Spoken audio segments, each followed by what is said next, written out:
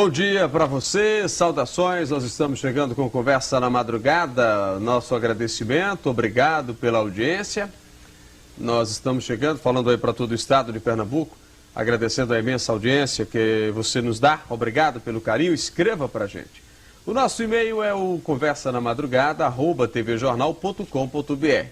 Então, através desse e-mail você pode enviar a sua sugestão, fazer a sua crítica, fazer a sua observação e a gente, dentro do possível, vai atendendo você. Estou recebendo aqui o Luiz Cláudio, que é um estudioso bíblico, um homem que estuda a Bíblia de ponta cabeça, que revira e que discorda de algumas coisas que estão escritas na Bíblia.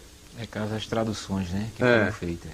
Discorda mesmo ou não, Luiz? Com certeza.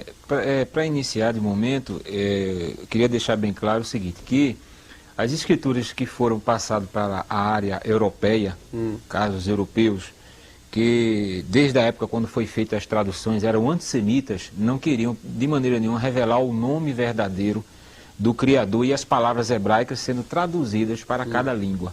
Então houve uma interpolação, né, que do hebraico passou para o grego, do grego para o latim e do latim, caso chegando aqui para o português, né? Então isso realmente, de acordo com as escrituras, o que ela é escrita e que o Eterno se revelou ao seu povo, está totalmente incorreto, porque é um nome que tem que ser conhecido em todas as nações e como um único nome próprio, né? Como da outra vez que eu falei, né, que o tetagrama sagrado, que é composto de 4 letras, que se lê Yod He Vav He, que é YHWH, ele não dá o nome de Yahová, nem Jeová, nem Jeová com J, né, já que a letra J não existe nem no hebraico nem no grego. Você fala de Jesus, né? Aí é o nome do Pai, né, caso. Porque o nome do Messias, ele contém o nome do Pai, que é o tetagrama, tá certo? E a própria Escritura diz isso, que a toda a plenitude, todo o poder, entendeu? Está contido no nome do Filho. Então o Filho, ele manifestou o nome do Pai, veio no nome do Pai, tá certo? Ministrou no nome do Pai, já que era proibido falar ao público nas ruas, só dentro do templo, e com isso aconteceu o que? Já estava o eufemismo de não revelar o nome verdadeiro pelos Yahudins, que ficou conhecido aqui como judeus, né? Que a palavra judeu realmente ela é totalmente distorcida, não existe nenhum judeu. Você chegar lá em Yerushalayim, Jerusalém, que é conhecido aqui, você só vai se identificar com os povos de Yahudim no plural e Yahudi no singular. Entendeu? Então, o próprio nome do povo contém o nome do pai, que é Yalro, que é o tetagrama. O nome da cidade contém o nome do pai, não é? O nome de Yalrodá, onde botaram para Judá, não é Judá, é Yalrodá, tá certo? Tudo contém o nome do pai. E, consequentemente, o nome do filho, como também o nome dos profetas, né? Então, hoje eu trouxe aquilo que eu falei anteriormente, né? A minha segunda vinda aqui, que para provar, não é, ao público que realmente o que eu estou falando, não só eu, mas outras pessoas que são conhecedoras do assunto semítico, né, de arqueologia, né, entendeu, do hebraico antigo, que é o arcaico, não esse hebraico moderno que fala de Hashem, Adonai, Yeshua, Yashua, Yeroshua, são tudo nomes eufêmicos, num total de 72 nomes, para não revelar o nome do pai, consequentemente o nome do filho também ficando oculto. Né? Ô Luiz, você chegou a ver esse filme de Mel Gibson, A Paixão de Cristo, ou não? Eu cheguei a ver alguns textos pela internet. Você não viu no cinema, não? Não, no cinema não tive a oportunidade de ir, já por alguns compromissos, né, algumas coisas que eu estava resolvendo. Mas eu pude notar Você viu que ele foi todo feito no aramaico, né? Ele foi feito no aramaico, ele passou 3 anos, né, estudando para poder exibir este filme ao público. É uma pena que ele fala algumas palavras corretas.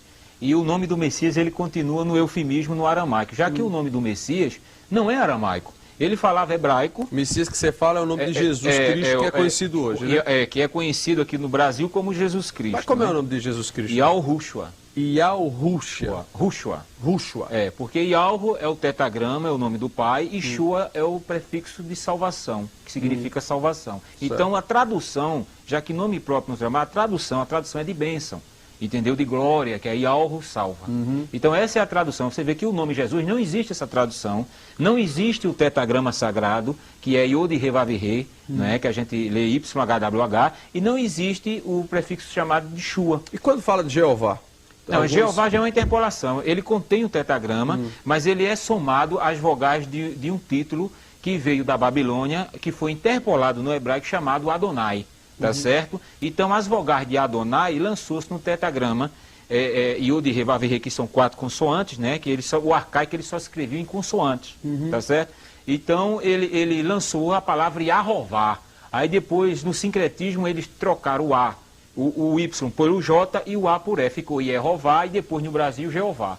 Então você vê que é um nome totalmente inexistente. E eu trouxe provas aqui que a própria Sociedade Bíblica do Brasil, tá certo? Através da pessoa do Dr. Ruth Zimmer, que é o presidente da Sociedade Bíblica, que ele tem aqui o dicionário bíblico, tá? Eu copiei, porque senão ia trazer um monte de livro. Muita coisa. Ia ficar muita coisa. Então eu copiei para mostrar, não é?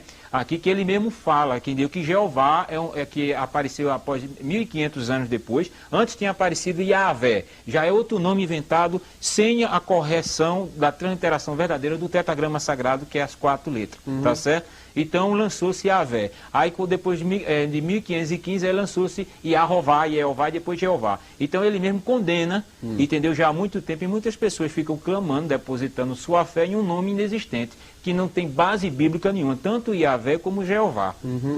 Javé ou Jeová, né? Entendeu? Certo. Então não tem base bíblica nenhuma. Então eu trouxe provas sobre isso. Agora, ô Luiz, então a Bíblia, o Velho Testamento, o Novo Testamento, dessa que a gente lê hoje, o que nós vemos hoje, tudo é distorcido, é? Não, veja bem, o ponto fundamental que a gente está falando, e todo remanescente, todo aquele que é conhecedor dos assuntos semíticos, né, arcaicos, hebraicos, mostra que realmente os tradutores, eles não foram corretamente de acordo com as escrituras originais. Eles adaptaram os nomes para as suas culturas. Já como eu tenho falado anteriormente, que nomes próprios não são adaptados. O nome brasileiro, quando chegar nos Estados Unidos, continua sendo brasileiro. E o nome do inglês que vem dos Estados Unidos para cá, continua sendo inglês. Então a gente não pode de maneira nenhuma mudar. Isso foi feito no nome do Pai e no nome do Messias.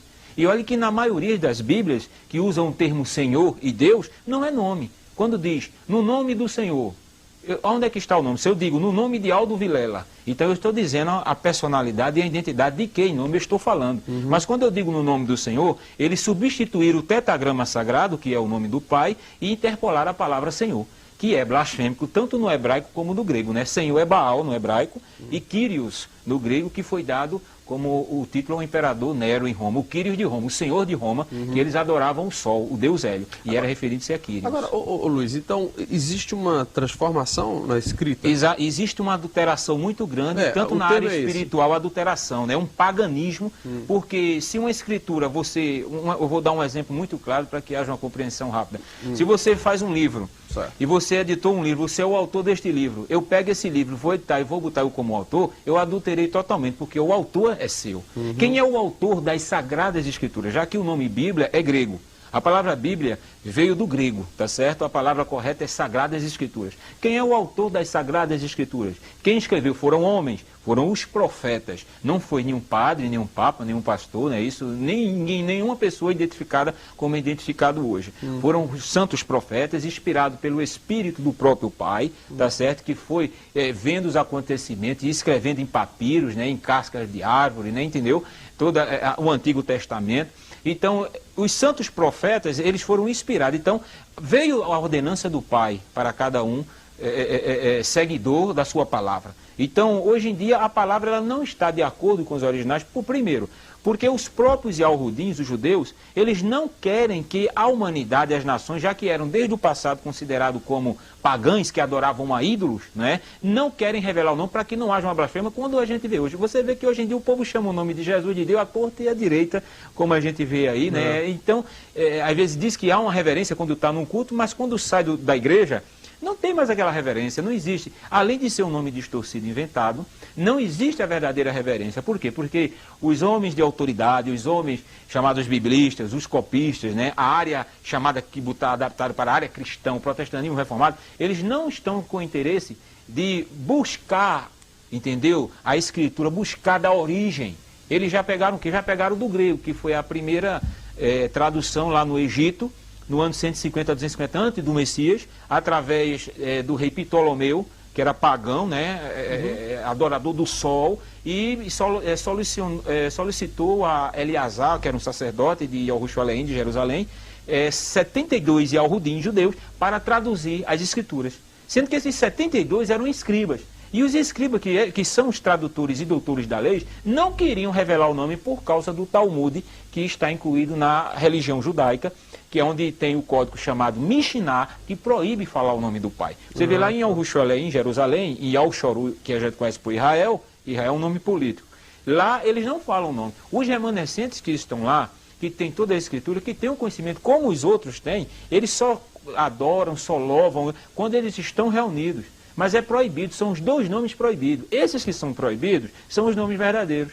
Está entendendo? Que é Yalro, o pai, e Al-Rushua, que seria Deus e Jesus Cristo? Exatamente, entendeu? Entendeu?